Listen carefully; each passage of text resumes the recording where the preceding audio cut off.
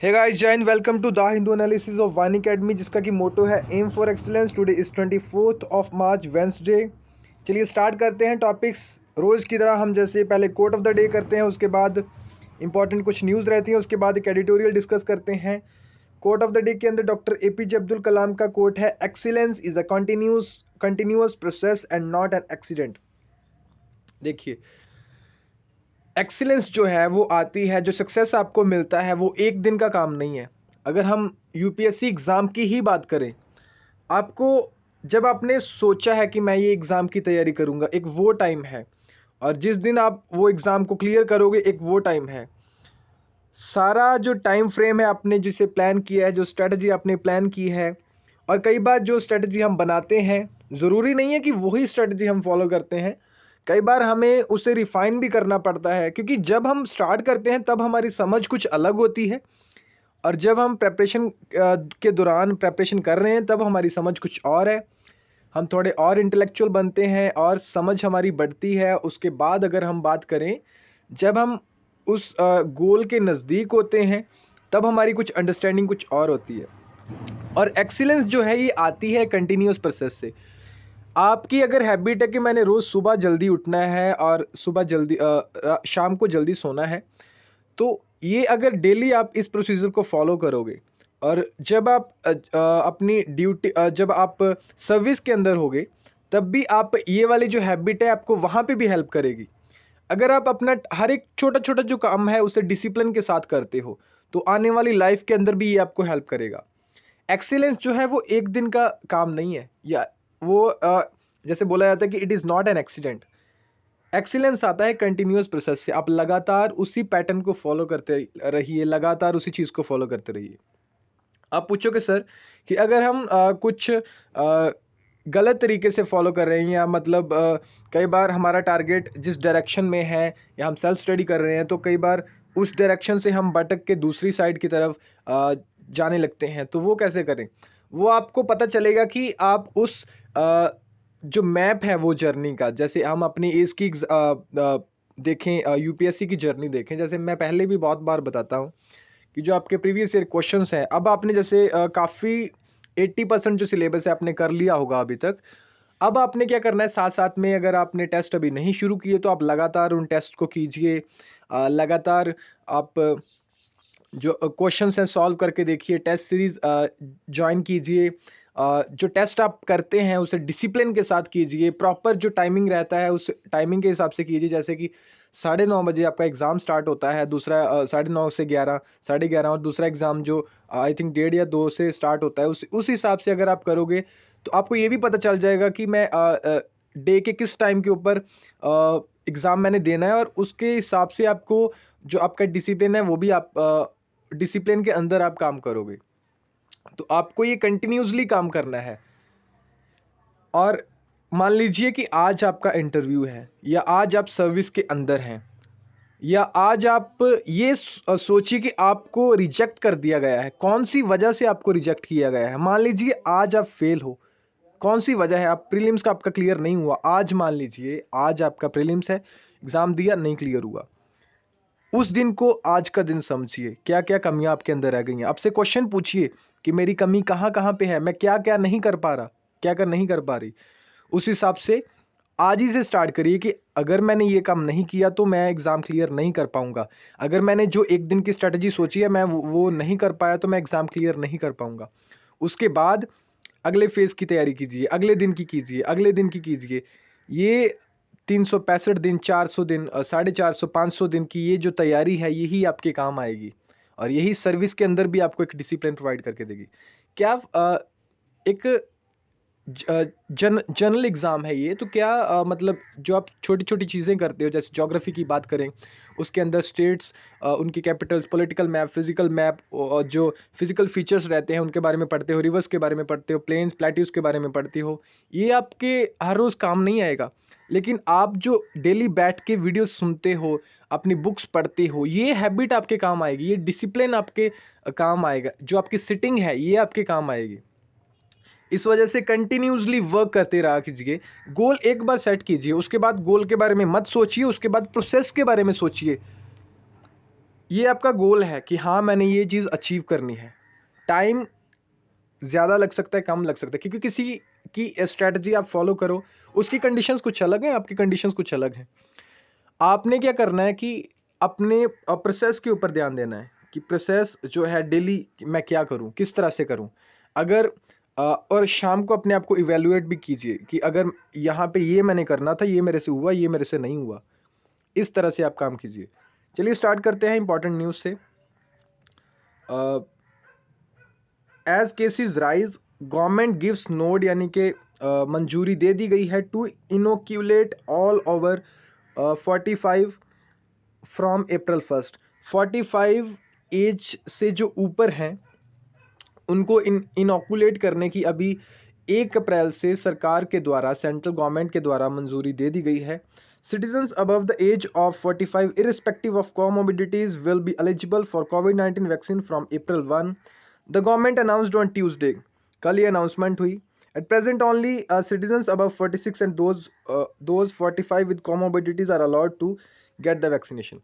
और ये जो पैटर्न है इसका कि प्रायोरिटीज जो रखी गई, ये भी आपको पता होना चाहिए कि 16 जैन से ये प्रोग्राम, ये जो वैक्सीनेशन का प्रोग्राम था ये स्टार्ट हुआ। उसके बाद फेसेस के अंदर हुआ। सबसे पहले हेल्थ वर्कर्स जो थे, 3 करोड़ के आसपास जो हेल्थ वर्कर्स थे। उसके बाद सेकेंड फेज के अंदर जो था, उसके अंदर जो सीनियर सिटीजन्स थे। उसके बाद सीनियर सिटीजन्स जो 60 के अबव हैं, उसके अलावा जो 45 प्लस वाले जो कॉमोबिडिटीज़ वाले थे, उसके बाद उनको एक सर्टिफिकेट भी दिखाना था। उसके बाद अप्रैल 1 से ये स्टार्ट हुआ, जो कि स्टार्ट होगा अभी, जो कि 45 से अबव जितने भी हैं उनको इनोकुलेट किया जाएगा, उनको वैक्सीनेशन जो है दी जाएगी। ये आपको एक जो टाइमलाइन है इसकी, किस तरह से ये जो वैक्सीनेशन है, ये प्रोग्राम हुआ, किस तरह से डिस्ट्रीब्यूट की गई वैक्सीन, ये आपको पता होना चाहिए। This decision has been taken by the Union Cabinet on the basis of advice of COVID Task Force and experts, said Information and Broadcasting Minister Prakash Javadekar.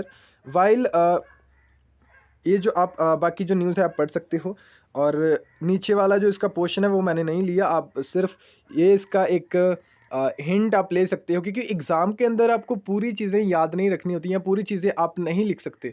लेकिन आपको कुछ चीज़ें हैं जो पहले आपने सुनी हैं, उनको रिलेट करके एक प्रॉपर 150 से लेके 250 जो शब्द हैं, जो वर्ड्स हैं, उसके अंदर आपको आंसर देना है।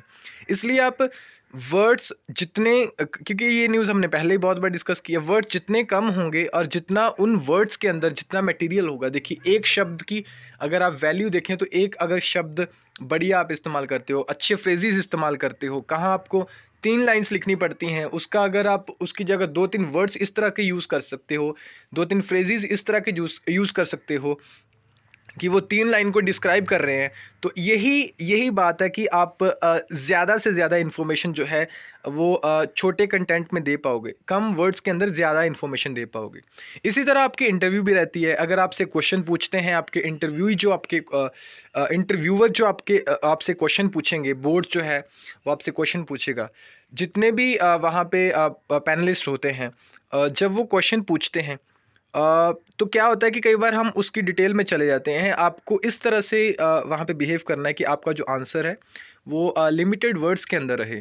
आपके जो वर्ड्स हैं, जो आपके शब्द जो आप यूज़ करते हैं, वो दमदार होने चाहिए, उनके अंदर वजन होना चाहिए कि इस तरह से लगे कि आप एक वेल एजुकेटेड, एक वेल मैनर्ड, एक वेल अवेयर्ड इंसान हो, आप एक वेल अवेयर्ड कैंडिडेट हो।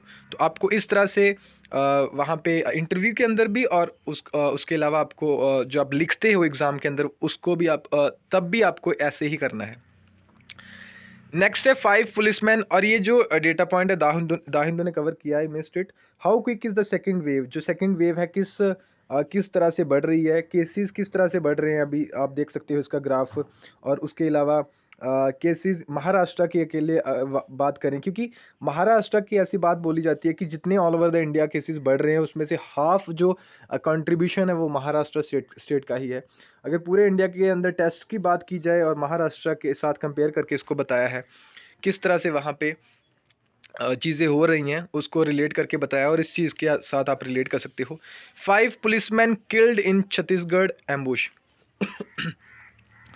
देखिए, ये जो छत्तीसगढ़ का कुछ नारायणपुर वाला या जो इसके आसपास जो डिस्ट्रिक्ट है वो वाला जो इलाका है, ये एक माओइस्ट जो होते हैं, या आप बोल सकते हो कि नक्सल्स जो होते हैं, नक्सलवादी जो होते हैं, वो इलाका है यहाँ पे।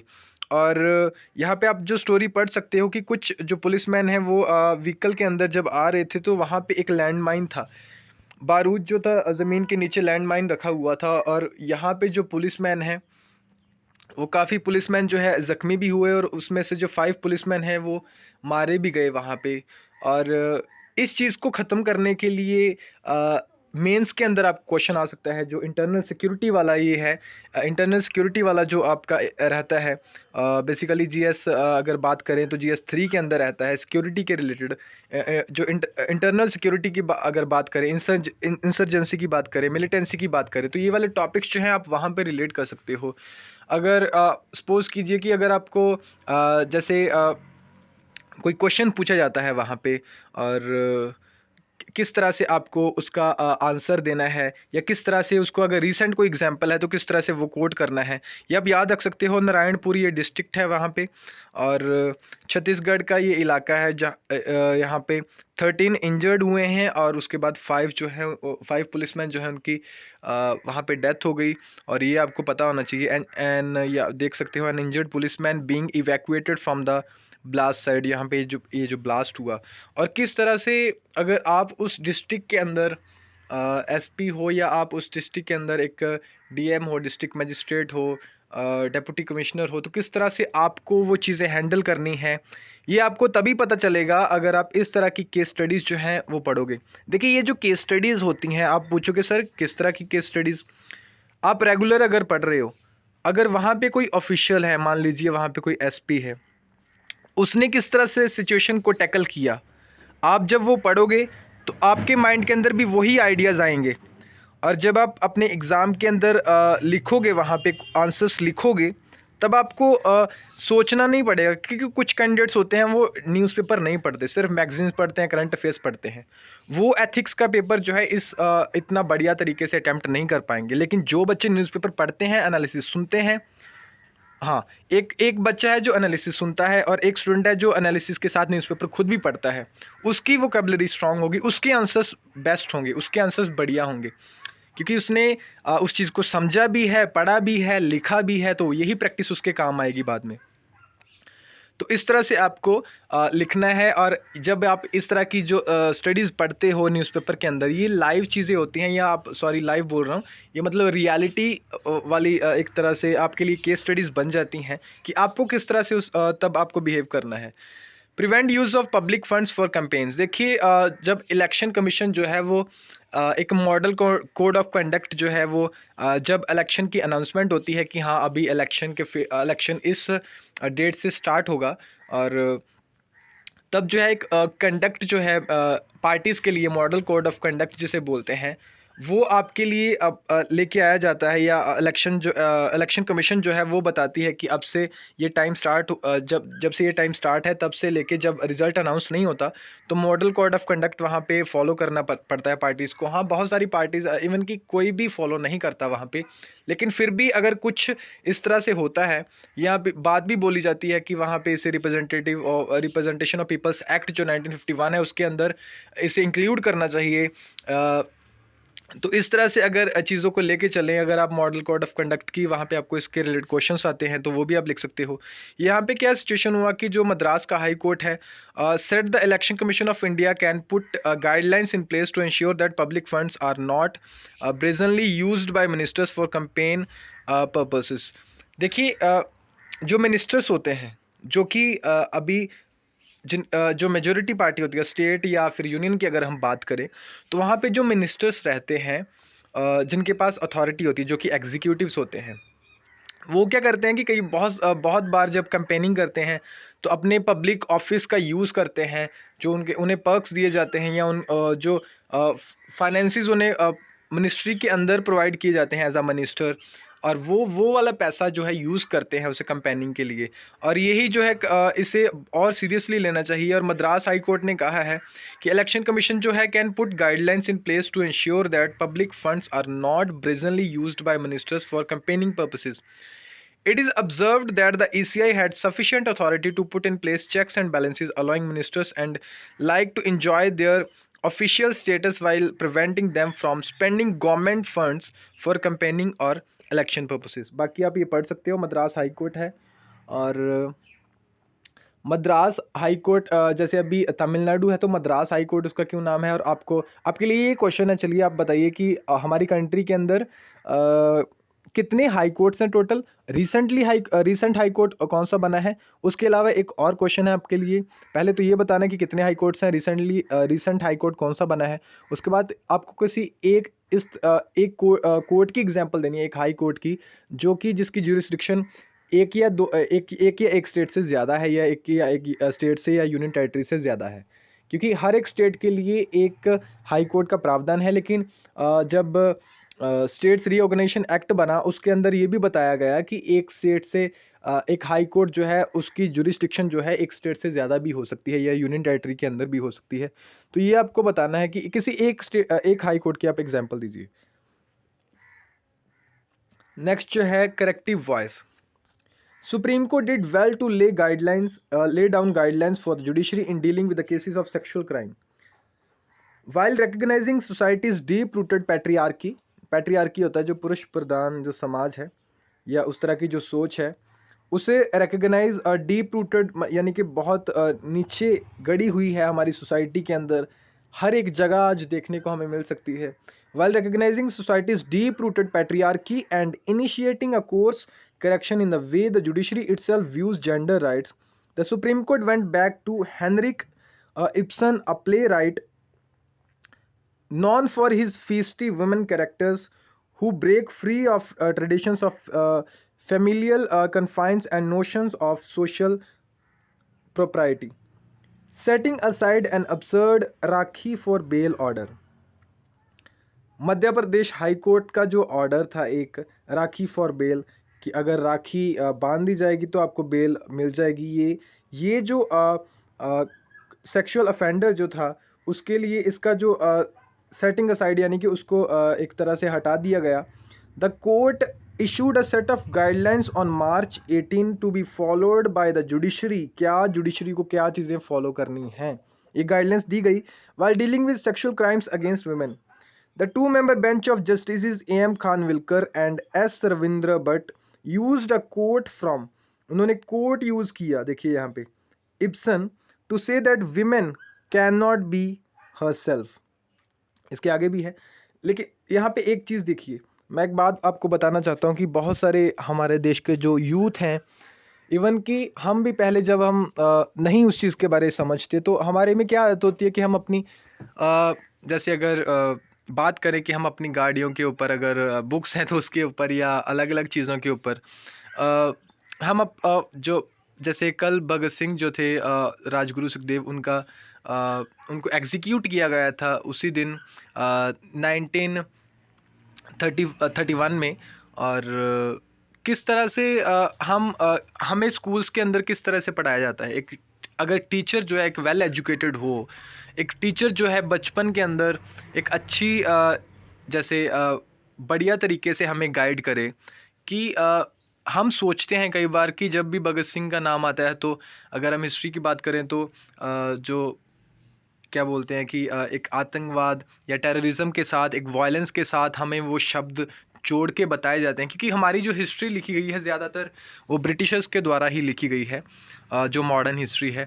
तो किस तरह से हम सोचते हैं और हमें स्कूल्स के अंदर किस तरह से पढ़ाया जाता है, बेसिकली आज दोबारा से रीराइट करने की ज़रूरत है। आज ऐसा डिबेट के अंदर भी है ये टॉपिक, और ये मैं एग्जांपल इसलिए ले रहा हूँ कि हम जब उनके बारे में पढ़ते हैं या सुनते हैं तो ज़्यादातर हमारे माइंड के अंदर वायलेंस या उन्होंने ये किया या उन्होंने वायलेंस किया, और लेकिन कोई ये नहीं बताता, कोई टीचर ये नहीं समझा पाते स्कूल्स के अंदर बच्चों को ये नहीं पढ़ा पाते कि जिस दिन भगत सिंह की एग्जीक्यूशन होनी थी उस दिन भी लास्ट डे था जो उनकी लाइफ का, जब उनको पता था कि अभी एंड है मेरा, तब भी वो एक बुक पढ़ रहे थे और उन्होंने वहाँ से वो जो पेज था उसे कॉर्नर से थोड़ा फोल्ड कर दिया और उससे पहले अगर हम बात करें उनकी लाइफ के बारे में, तो कॉलेज टाइम पे और उसके बाद भी जेल के अंदर भी, जो जब वो रहे अराउंड 2 साल, तो तब भी उन्होंने बहुत सारी बुक्स वहाँ पे भी पढ़ी, और अपने कॉलेज टाइम पे अराउंड 100 के आसपास, उससे भी ज़्यादा, I am not clear with the fact, but इससे भी ज़्यादा उन्होंने जो बुक्स पढ़ी थी। और वो एक बहुत बड़े एक इंटेलेक्चुअल थे, एथिस्ट थे, और जो हमारी सोसाइटी के अंदर जो रहती हैं बहुत सारी चीज़ें, जो उनको उन्होंने तोड़ा, और काफ़ी उनके जो लेख भी लिखते थे, राइटर भी थे एक, और काफ़ी अलग अलग जगह पे उनके जो लेख भी थे वो भी प्रिंट करवाए जाते थे। काफ़ी ऑर्गेनाइजेशन के साथ वो जुड़े, और उनकी जो विचारधारा थी, और उन्होंने कहा भी कि आप मुझे मार सकते हो, मैं ख़त्म हो सकता हूँ, एक इंसान ख़त्म हो सकता है, लेकिन जो विचारधारा है वो ख़त्म नहीं होगी। और ये नहीं हमें बताया जाता कि वो बुक्स भी पढ़ते थे, वो सीखते भी थे। और अगर हम आज स्कूल्स के अंदर स्टूडेंट्स को, बच्चों को इसी तरह से गाइड करें, तो क्यों ना हम भी उन जैसे बन सकते हैं। हम भी देश के सुधार के लिए, देश की रिफॉर्म्स के लिए हम भी काम कर सकते हैं। आज जब तमिलनाडु के अंदर अभी इलेक्शंस फेजेस चल रहे हैं, तो वहाँ पे कुछ दिन पहले आर्टिकल के अंदर, जैसे हमने डिस्कस भी किया था, कि वहाँ पे मैनिफेस्टो के बारे में बताया जा रहा था कि जो डीएमके वहाँ पे पार्टी है, और उसके अलावा जो एआईडीएमके पार्टी है, वो आपस में compete कर रही हैं फ्रीबीज के ऊपर। वो वहाँ पे जो है जो लड़ रही हैं, वहाँ पे चुनाव जो लड़ रही हैं, और लोग भी वैसे ही उनको आप देख लीजिएगा कि फॉलो करते हैं, या वैसे ही उनको वोट करेंगे। वहाँ पे एजुकेशन का कुछ मेंशन नहीं है ज़्यादा, या मतलब है ही नहीं, मैंने तो पढ़ा ही नहीं वैसे। ना एजुकेशन का वहाँ पे मेंशन है कुछ, ना हेल्थ के रिलेटेड ज़्यादा कुछ मेंशन है। बस हाँ, उनको फ्रीबीज़ वहाँ पे मैनिफेस्टो के अंदर बताया गया है कि आपको ये मिलेगा, आपको गैस सिलेंडर्स जो हैं वो एनुअली आपको 6 मिलेंगे, उस पे सब्सिडी मिलेगी, ये मिलेगा, वो मिलेगा। लेकिन जो सही मायने में जो मिलना चाहिए वो आज नहीं दे रहे। चाणक्य ने कहा था, और ये आज चीज़ें प्रूव भी होती हैं यहाँ पे, कि जैसी प्रजा होगी वैसा ही उसका राजा होगा। और इस चीज़ सिस्टम को हम तभी बदल सकते हैं। देखिए, 4-5 साल, 6-7 साल की ये बात नहीं है, एक जनरेशन पूरी लग जाती है। अगर पूरी जनरेशन जो है वो कोशिश करे, फिर अगली जनरेशन से हम जो है अपने देश को बदल सकते हैं। और इतनी मेहनत लगती है। अगर हम अपने एजुकेशन सिस्टम को बदल दें, तब भी हम अपने देश का सुधार कर सकते हैं। और ये सारी इन लोगों की चीज़ें ये है, हमें अच्छी तरह से बतानी चाहिए, क्योंकि जो हमारी फंडामेंटल ड्यूटी भी है।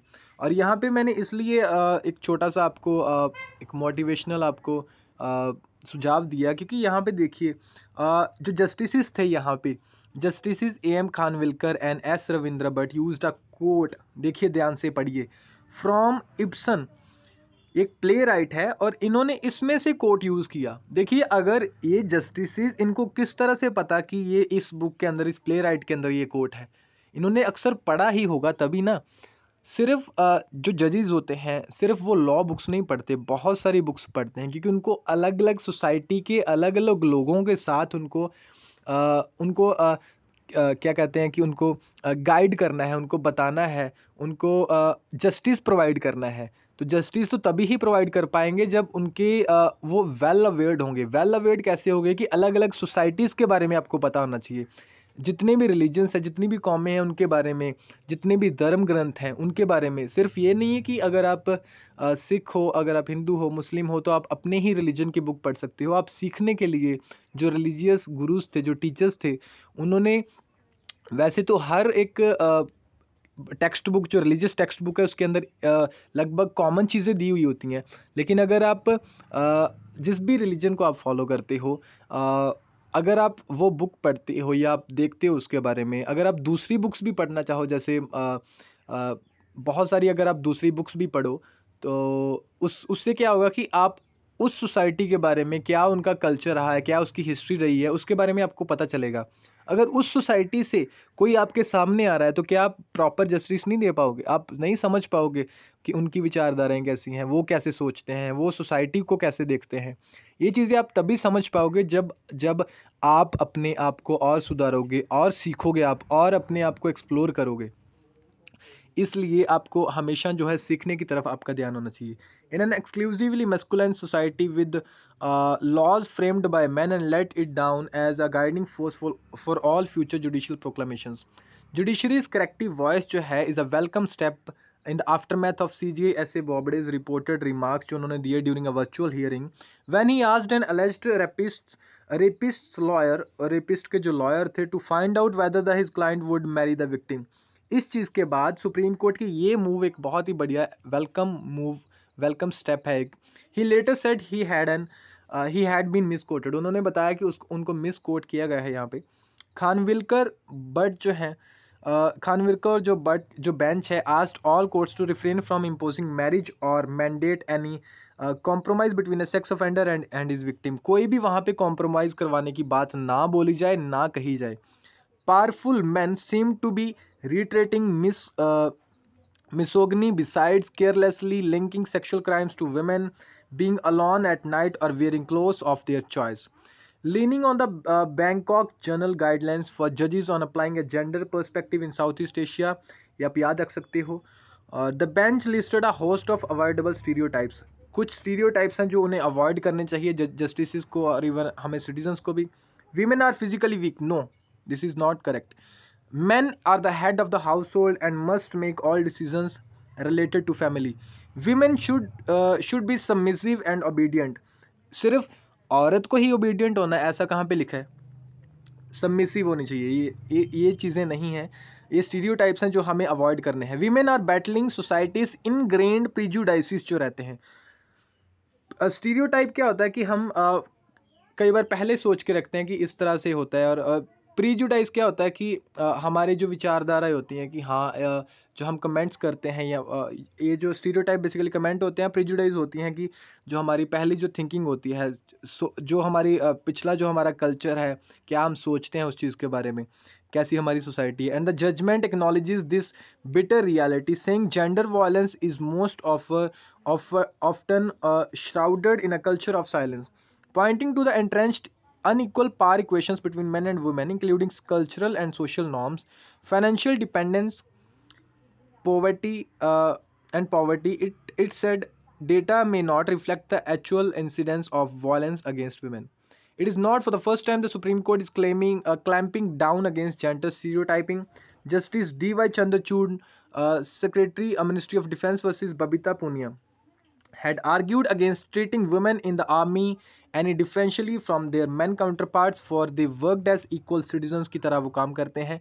In a common mission in Anuj Garg, the court had called out notion of romantic paternalism as an attempt to put women in a cage. To break the silence on bias against women, everyone must take responsibility, especially institutions. देखिए मैं आपको एक बात बताना चाहता हूँ। बहुत सारे बच्चे हम सोचते हैं कि किस तरह से सर कंक्लूड करें। देखिए ध्यान से इन लाइंस को पढ़िए। To break the silence on bias against women. पहले इंट्रोडक्शन देखिए उन्होंने कैसे स्टार्ट किया यहाँ पे। ये जो ये तो सब हेडिंग है उसका, ये नीचे जो यहाँ पे इंट्रोडक्शन दिया गया है, और यहाँ पे लास्ट के अंदर ये जो लास्ट पैराग्राफ है, यहाँ पे उन्होंने कंक्लूड करना शुरू किया। यहाँ पे उन्होंने एक एग्जाम्पल दी, कंडीशन बताई, और यहाँ पे उन्होंने कंक्लूड किया 2-3 लाइंस के अंदर। To break the silence on bias against women, जो वुमेन के अगेंस्ट बायस है, जो वो साइलेंस ब्रेक करना है। Everyone must take the responsibility. Everyone के अंदर सिटीजन, सारे सिटीजन आते हैं। Every person must take the responsibility, specially institutions क्यों? क्योंकि उनको फॉलो करते हैं लोग, उन्हीं से सीखते हैं। And those in important positions, जो इंपॉर्टेंट पोजीशंस पे हैं उनको पहले करना है। रिसेंटली अभी एक स्टेट के चीफ मिनिस्टर हैं, उनका नाम नहीं लेना चाहता मैं, और उन्होंने अभी कमेंट किया वहाँ पे कि जैसे रिप्ड जीन्स जो गर्ल्स पहनती हैं उसको लेके काफ़ी क्रिटिसाइज़ किया गया उनको।